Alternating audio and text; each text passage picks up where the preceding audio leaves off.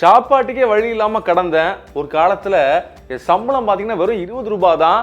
அதை வச்சுட்டு தான் என் குடும்பத்தையே நான் சமாளிச்சேன் அப்படின்னு சொல்லச்சுல அங்க பாத்துக்கிட்டு இருந்த நிறைய பேர் கண் கலங்கி போச்சு. அவர் கை கட்டி நின்ற இடத்துல இந்த மாசான ஸ்பீச்சை கொடுத்திருக்கிறாரு. யாருன்னு கேட்டீங்கன்னா சூரி தான். பல விஷயங்களை நிகழ்ச்சியோட சொன்னாரு. எங்க சொன்னாரு, என்ன சொன்னாரு பாத்துருவோமா?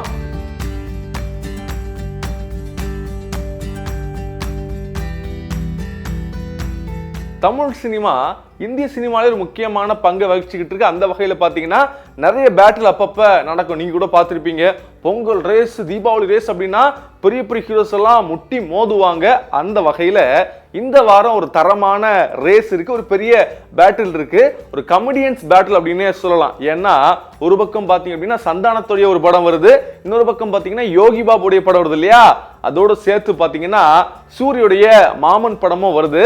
அந்த வகையில நிறைய விஷயத்த ஷேர் பண்ணிட்டு வர்றாரு சூரி. ப்ரொமோஷன்ல முழு மூச்சா இறங்கிட்டு இருக்கிறாரு. அதை பாக்குறப்ப ஓகேப்பா, ஹீரோவா மாறின அப்புறம் கூட படத்துக்காக இவ்வளவு மெனக்கிடுறாரு அப்படின்னு ஒரு பாசிட்டிவான விஷயம் தான் அவர் மேல வந்திருக்கு. இன்னொன்னு பாத்தீங்கன்னா ஒரு பயங்கரமான போட்டி இருக்கும் இல்லையா? மூணு பேருமே ஹீரோவா களத்துல இறங்கி இருக்கிறாங்க, போட்டி போடுறாங்க அப்படின்னா விமர்சன ரீதியாகவும் சரி, வசூல் ரீதியாகவும் சரி, யாரு ஜெயிக்க போறாங்க அப்படின்னு பாக்குறதுக்கு நிறைய மக்களுக்கே ஆசையா இருக்கு. குறிப்பா யாரு மக்களை என்டர்டெயின்மெண்ட் பண்ண போறாங்க ஹீரோவா அப்படின்னு பாக்குறதுக்கு நமக்கே ஆர்வமா தான் இருக்குது.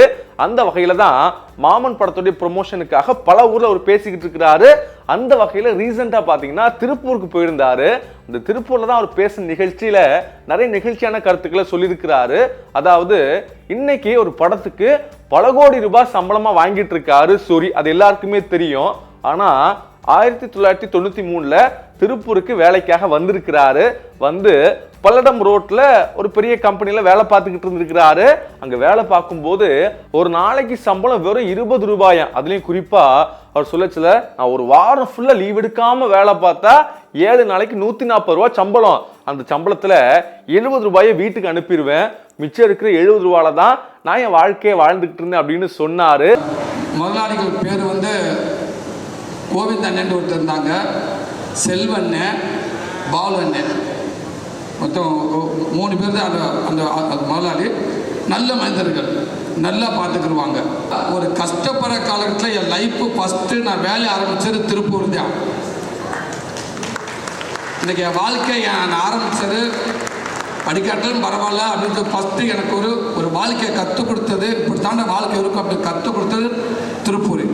இந்த திருப்பூரில் நான் வேலை செஞ்சு இன்றைக்கி நாங்கள் வந்து நான் போய் சென்னையில் போய் பல வேலைகள் கஷ்டப்பட்டு பல வேலைகள் பார்த்து அப்படி இப்படி வந்து ஒரு கதையை நான் வந்து இன்றைக்கி இந்த இடத்துல ஒரு ஒரு ஒரு ப்ரீ ரிலீஸ் நடக்குது பாருங்கள்.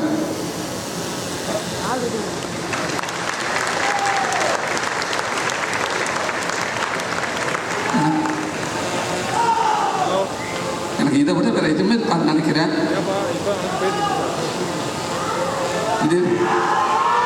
இதுதான் நான் பட்ட கஷ்டத்துக்கு என்னை கொண்டு வந்து இந்த இடத்துல வச்சிருக்கிட்டா இதை விட எனக்கு மரியாதை எங்கேயுமே கிடைக்காதுங்க. அது மட்டும் இல்லாம இவ்வளவு பெரிய வளர்ச்சிக்கு அப்புறமா நிறைய பேர் பண்ற தப்புன்னு அப்படின்னா எங்க இருந்து வந்தாங்க அப்படிங்கறத மறந்துடுவாங்க.